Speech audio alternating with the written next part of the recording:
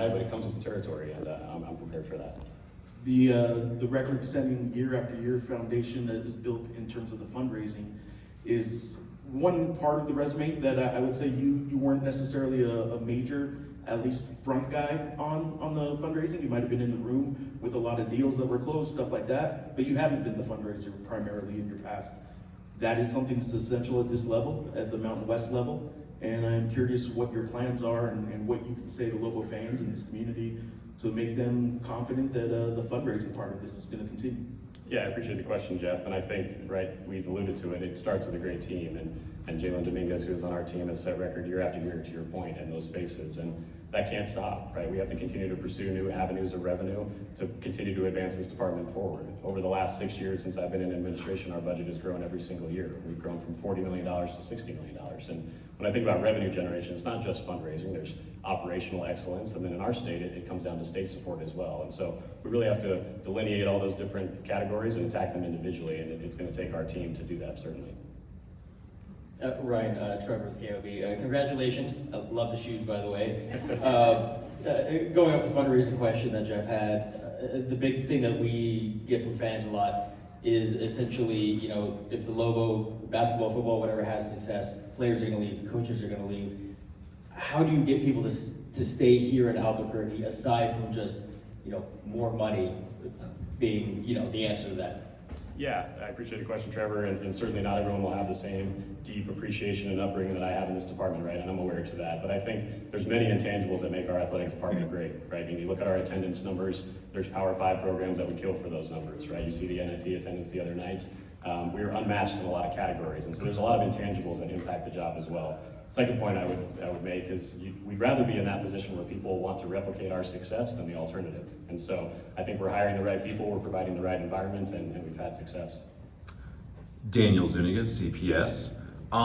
When it was announced to us that you were going to be the new athletic director, I didn't see anywhere in there that you were a 4-year varsity letterman for the East Mountain basketball team. Do you think that should be included in your bio?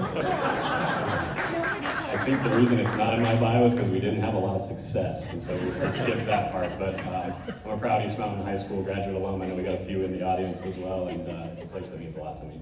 And how did you fall in love with sports? Because it's, I mean, just I'd take a guess from it. It sounds like basketball was your first love. I mean, can you just walk us through some sports memories that you had as a kid that really made you want to do this for the rest of your life? Yeah, I think at an early age, right, I saw how I could bring people together, and that's just my friend group, my parents' friend group, and people would forget about the world for 2 hours while we played basketball, and I think there's beauty in that, in the way that it brings people together. Coach X said it best when we were in Santa Fe this year, football's nonpartisan, so everybody can get into that, right? And so I think I saw that beauty early on. My parents incentivized me in elementary school that if I got straight A's, they would buy me NBA League Pass, so I watched a lot of NBA games and got into it that way. But it's been a developmental phase for sure, and I've just grown to love it more and more. Roger Holian, Mountain West Connection. How excited are you? I mean, you're walking into a program that's, I mean, you got top coaches, Coach Eric, Coach Eck, cross-country coach, success at pretty much a lot of levels in the classroom. What do you see as far as the long-term future of New Mexico with the ever-changing environment of the new Mountain West next year? Yeah, I think what I'm most proud of over the last year is, right, there's a lot of noise in college athletics. There's a lot of noise about the transfer portal, about conference realignment or what have you, but if we just focus on what we do in our own walls, the story will tell itself. And I think we've seen that this year. And you know, Casey Byers is on our staff and he's done an incredible job telling our story to the world. And if we can just control what we can control in our own 4 walls and have success, people are going to take notice despite all of the noise. And I'm really proud of what we've done in that space over the last year and a half. Ruby Aurora with Channel 7. Fernando Lobo did an incredible job while he was here. What would you do differently?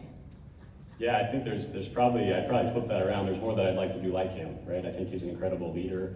He empowered me for this moment. He treated me as a future athletic director, and he brought me into every conversation and prepared me for this moment. And so the only knock I would have on him, and I've told him this, he's late to meetings often, and so we worked on that over the time, and I'm sure he's gotten better. I'm just teasing him, but no, there's more I would like to do similar to him than opposed to him.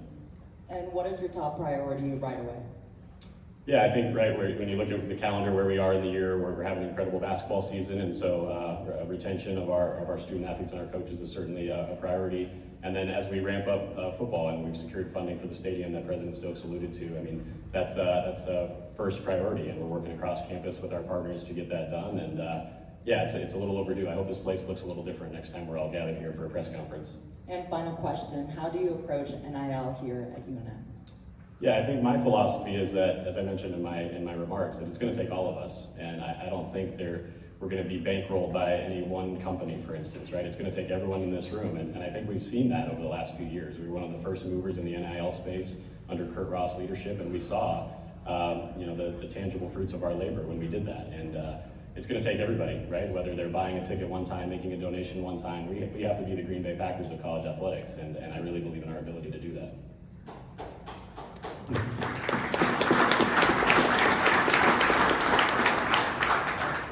I didn't introduce myself earlier. I'm Jeff Grammer with the Albuquerque Journal. You didn't say congrats either, Trevor did. But. Oh,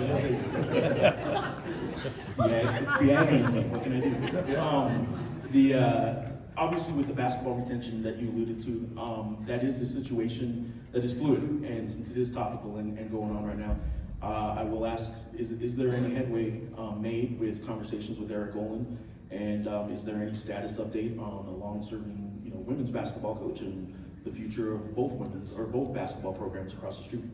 Yeah, I think we're at the point in the year, right, where we start to evaluate all of our winter sports that are concluding or still in competition, right? I mean, when you look holistically, some teams lost yesterday. There's only 70, 80 teams playing postseason basketball, so we got to stop, reflect, and be proud of that accomplishment. And really, when we have a chance to catch our breath after this week at spring break, we'll sit down and look at our winter sports and do a kind of a postseason evaluation. But to your question specifically about Coach Holland, I mean, I was involved when we hired Coach. I knew when he left the room that I didn't want to be the idiot that had a chance to hire him and didn't. And Fernando and I felt the same way, and we have a very good relationship. And I think we're going to continue those conversations and want to be respectful for their season because we still have some games to win as well. All right, Daniel's got the last one. Yeah, so I mean, take me back. You're at the University of Washington, and was it you get a call from Fernando Lobo saying like, I have a position and I'd like you to interview for, or did you hear about something that opened up over here? What drew you back to New Mexico is my question. Yeah, I mean, certainly it starts with a deep love for the place, right? When my wife and I moved across the country, we didn't expect to be back so soon. And I sent Fernando a congratulatory note and told him I'm here if he needs any help and to bounce some ideas off of during his first few days. And I think he texted me. I was actually back for Christmas on the ski slopes in Santa Fe, and he asked to talk. And things developed pretty quickly. And it was twofold, right? I believed in his vision and his ability to lead. And then two, I felt a personal conviction to come back to a place that I care so much about after what was really a turbulent year in a lot of ways. And I'm very grateful I did. Just kidding. This is the last question. How many Cherry Blazers did you have a part in getting for the, I think, 5 coaches you've worked for? That was not my responsibility, if you can believe that. Maddie on our staff does an incredible job, another person that's always thinking about others before herself, and you'd have to ask her that question, but I'm sure it's quite a few, Maddie, that she's had to order, yeah. Hopefully this one will stay a while. All right, that'll wrap it up. We've got to have, Ryan's going to do some photos and things of that nature. I think Rob had it. Rob, Yeah. Hold on, Rob. Hold on, Rob. Ryan, part of the new landscape is it's already happened, the transition from strictly NIL to rev share and NIL. And I think it's complex, and I think it's complicated, and I think a lot of people don't understand it. Would you talk about that a little bit and how UNM moves forward in that space? Yeah, thanks, Rob. And I think it's our job as an athletic administration to simplify that complication, right? So the House settlement came into effect in July of 2025, and that allows schools to directly compensate student athletes, which was new. And I think as we look to simplify that messaging, any donor that wants to keep our team here, retention is always going to be more cost efficient than recruiting.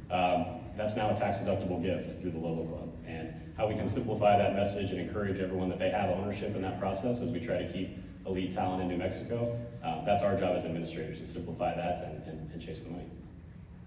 Going once, going twice, we're good? Okay, now we're good. No dates, you can't have a question. Thank you everyone for coming around. Ryan's gonna go and take